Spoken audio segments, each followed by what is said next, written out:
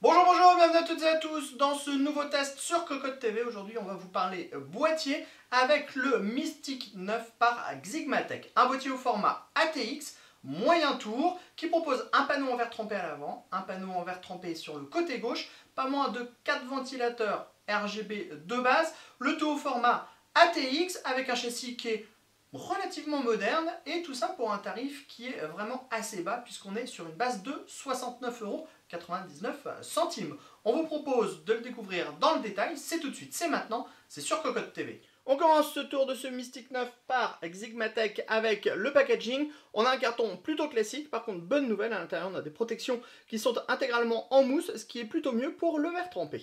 Avant de découvrir le boîtier dans de plus amples détails, on commence avec les tech specs. Sachez que le poids est de 7 kg, que le boîtier mesure 452 mm de long sur 200 mm de large, 495 mm de hauteur, et ce dernier est compatible ATX, micro ATX, mini ITX. Il propose 7 slots de base et on a 4 ventilateurs de 120 mm qui sont présents à l'intérieur du boîtier. On commence avec la face avant où on a un panneau en verre trempé avec un marquage Xigmatech à l'arrière. On remarque de suite les 3 ventilateurs de 120 mm qui sont placés à l'arrière de ce dispositif en verre trempé. Le tout est intégré à une façade en plastique avec ici un gros bouton reset, ici un gros bouton power, un USB 3.0, les entrées sorties audio et 2 USB 2.0. La face avant du boîtier est démontable simplement en tirant cette dernière. L'aspiration d'air se fera par les ouïes sur le côté mais aussi par cette entrée d'air à l'avant. Sachez que c'est du mesh qui fera office de filtre mais la partie basse ne sera pas filtrée elle-même. Chose assez intéressante et qu'il faudra vérifier à l'achat. Vous remarquez qu'on a 2 ventilateurs qui sont montés dans le bon sens et un ventilateur qui est monté à l'envers. Donc il faudra vérifier tout cela avant de mettre votre boîtier en route. On passe maintenant sur le côté gauche et sur le côté gauche on le remarque, on a un panneau en verre trempé qui est maintenu avec 4 vis à main. Sachez que le panneau n'est pas en contact avec le bord du boîtier, ça veut dire que l'air frais pourra être aspiré facilement à l'intérieur du boîtier, mais cela veut aussi dire que la poussière rentrera très facilement à l'intérieur de ce boîtier. Du côté droit, rien de spécifique, un panneau en acier qui vient faire le lien avec la partie supérieure qui est également en acier. On enchaîne à l'arrière avec pas mal de hauteur, on a 5 cm en haut, une grille avec un ventilateur de 120 mm, l'emplacement de la plaque et au fil de la carte mère, 7 slots d'extension, un est ajouré et non soudé, les 6 autres sont soudés. On a ici un dispositif pour le montage et protéger les vis, emplacement d'alimentation dans le bas avec des petits rubbers en mousse pour poser l'alimentation et enfin on a un filtre en mèche en dessous. Sur la partie supérieure, on a déjà parlé du panneau de contrôle et on a également la grille qui est équipée d'un filtre en mèche plastique aimanté et qui vous permettra d'installer 3 ventilateurs en 120 mm ou 2 ventilateurs en 140 mm. Au niveau de la compatibilité water cooling, on pourra mettre du 280 mm maximum ou du 360 mm. On en termine de ce tour extérieur avec la partie inférieure de ce Mystic 9. On a ici une grille d'aération qui va être placée juste au-dessus des emplacements des disques durs. On a également le filtre en mèche à destination de l'alimentation et on a les 4 pieds en plastique qui sont recouverts de patins en mousse.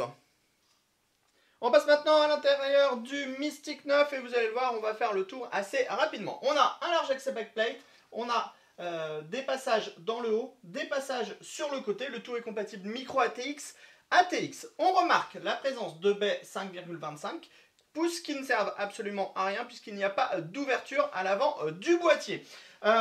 Ici on va également retrouver 2 emplacements pour 2 SSD sur le fond du boîtier et ici on va avoir un large cache qui va permettre de dissimuler et l'alimentation mais aussi la cage HDD et 2 braquettes SSD. Au niveau de la cage HDD, on a des paniers qui sont compatibles 2,5 pouces, 3,5 pouces, montage sans vis pour le 3,5 pouces, montage avec des vis pour le 2,5 pouces. Si on passe à l'avant du boîtier, on remarque qu'on a 3 ventilateurs de 120 mm de base. Sachez que le tout est compatible avec du water cooling, mais attention, la compatibilité à l'avant est restreinte puisqu'on est sur du 240 mm maximum. Si on passe maintenant à l'arrière du boîtier, on retrouve de nouveau un ventilateur de 120 mm avec les 7 slots d'extension. Attention, on en a 6 dont les caches sont soudées. Enfin, on a l'emplacement de l'alimentation dans le bas. Enfin, dans le haut, comme on l'a déjà vu, on a la grande grille qui est compatible 3 x 120 mm ou 2 x 140 mm. Et on pourra mettre du radiateur de water cooling en 360 mm ou 280 mm. On termine à l'arrière du plateau de la carte mère du Mystic 9. On retrouve l'accès backplate, les passages un peu partout, la partie basse sous le cache alimentation avec la cache HDD, l'emplacement de l'alimentation. On remarque qu'on a beaucoup de dispositifs pour installer des colliers absolument partout, ce qui sera très bien pour le montage. On a ici les deux emplacements pour les deux SSD pour les installer à l'intérieur. Enfin, on retrouve ici les baies 5,25 pouces qui malheureusement ne servent strictement à rien. On passe maintenant à ce boîtier Mystic 9 avec la configuration montée à l'intérieur de ce dernier. Sachez tout d'abord que pour la place de votre ventirad CPU, vous pourrez mettre jusqu'à 160 mm de hauteur. Vous voyez, ça passe puisque notre Z600 est juste au bord du boîtier, donc pas de souci à ce niveau-là. Au niveau des cartes graphiques, ça sera 390 mm maximum. Alors ensuite, au niveau du montage, comme vous pouvez le voir, on a pas mal de passages ici, mais on a beaucoup de câbles en raison des ventilateurs et du système de gestion des ventilateurs. On va le découvrir un peu plus tard quand le boîtier sera de l'autre côté. Donc on a environ 4 câbles qui vont passer pour les ventilateurs, ce qui fait pas mal de tout petits câbles qu'il va falloir passer absolument partout. Et comme vous le voyez, on a quand même pas mal de passages, donc on peut organiser facilement, mais on voit assez bien les câbles. Dans la partie basse, on le voit, on a un passage ici sous la carte graphique et un autre ici, donc pas de problème à ce niveau-là. Au niveau des disques durs, on les a montés tout simplement tous les deux dans les paniers ici, avec les prises SATA à l'arrière, comme ça c'est relativement accessible. On vous parlait justement de la partie arrière, on vous le montre. Alors, on a placé ici le dispositif qui va permettre de gérer les ventilateurs qui sont placés dans le boîtier. On a 4 ventilateurs, on pourra gérer jusqu'à 10 ventilateurs grâce à ce système. Et pour régler le RGB, c'est pas compliqué, on a tout simplement une toute petite télécommande comme ceci. Ensuite, on a un passage central, mais vous le voyez, le passage il est sous la carte mère, donc il faudra bien faire attention quand vous allez passer votre câble 24 broches ATX, parce qu'on n'a tout simplement pas la place, sauf si ce dernier n'est pas gainé comme le nôtre là jusqu'à la fin, et donc on peut le glisser assez facilement sur le dessous. Le câble 8 pins CPU, attention, il passe au centre ici, non pas complètement à droite, il faudra y penser aussi pendant le montage. Enfin, dans la partie basse, on pourra regrouper tous les câbles à l'avant devant le ventilateur. On fera attention à ne pas tout mettre quand même pour que le fluideur puisse passer sur la cache SSD et HDD. Et tout de suite, on se retrouve avec le système RGB de ce boîtier. Nous voilà maintenant face au boîtier allumé avec son système RGB. Un petit mot sur les 4 ventilateurs qu'on a qui sont présents de base. Sachez que ces derniers sont audibles. On est à 43,2 dB et on n'a pas la possibilité de les réguler, puisqu'en fait la télécommande permet de gérer le RGB, mais elle ne permet pas de gérer la vitesse des ventilateurs. Vous aurez donc toujours ce niveau sonore de 43 dB. Clairement, si vous êtes sensible au bruit, ce boîtier ne sera pas pour vous. Par contre, si avoir un boîtier qui fait légèrement du bruit, non, si un boîtier qui est audible ne vous dérange pas trop, vous pourrez vous en accommoder. En plus, sachez qu'on aura plutôt des bonnes performances, puisqu'avec les 3 ventilateurs en aspiration à l'avant, même si les entrées d'air ne sont pas énormes, avec les 3 ventilateurs à l'avant, la grille sur le dessus, le ventilateur arrière en extraction, on a plutôt des bons résultats avec ce Mystic 9. Maintenant, on va vous parler de RGB. Pour le moment, on est en mode tout ce qu'il y a de plus classique, mais vous pourrez passer en mode automatique. Et donc, avoir toutes les couleurs de l'arc-en-ciel qui sont diffusées sur votre boîtier. Vous pourrez aussi avoir du rouge, du vert, du bleu, si ça veut bien se mettre, du jaune clair, du jaune plus foncé, du bleu ciel, du rose. Ensuite, vous pourrez choisir les modes. Donc là, on est en mode RGB, mode couleur. Vous pourrez faire défiler les couleurs facilement. Si vous êtes en mode auto, pour RGB, vous pourrez faire diminuer la vitesse de changement des diodes ou alors l'augmenter, comme vous pouvez le voir sur la vidéo.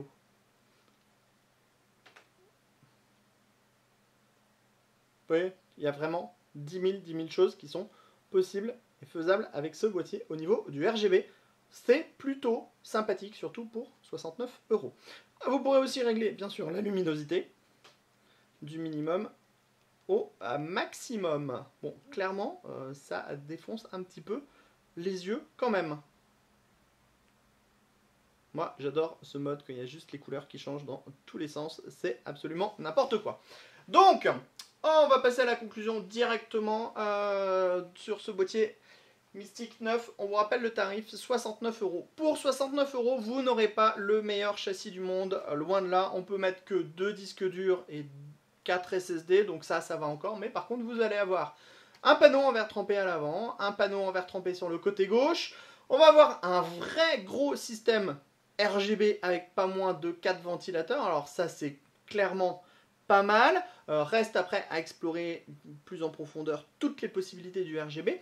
On a une ventilation qui est efficace et qui est supportable pour 50% des utilisateurs dans son mode d'utilisation classique. Bref, un boîtier qui fait le boulot. Par contre, attention, au niveau de la filtration, clairement, on peut le dire, on n'aura pas grand-chose, hein, surtout avec ce bord complet là, qui sont complètement ouverts au niveau du boîtier. L'organisation des câbles n'est pas la meilleure, c'est-à-dire que vous n'aurez pas le plus joli montage du monde à l'intérieur de votre boîtier, mais je crois que l'essentiel avec ce boîtier n'est pas là, mais réside plutôt dans son tarif, le RGB et le verre trempé, clairement, et pour mettre une configuration type entrée de gamme ou milieu de gamme gamer avec une petite GTX 1060, une carte mère assez basique, un processeur avec 4 corps, 8 threads, ça sera juste tout simplement parfait. On trouve même que ce boîtier est plus intéressant que le Midgard 5 de la même marque qu'on a testé dernièrement. Sur ce, on vous dit à très bientôt sur Cocotte TV pour des nouvelles vidéos, des nouveaux tests, et sur cocotland.com pour toutes les news et tous nos articles à propos du hardware. On vous dit à très bientôt.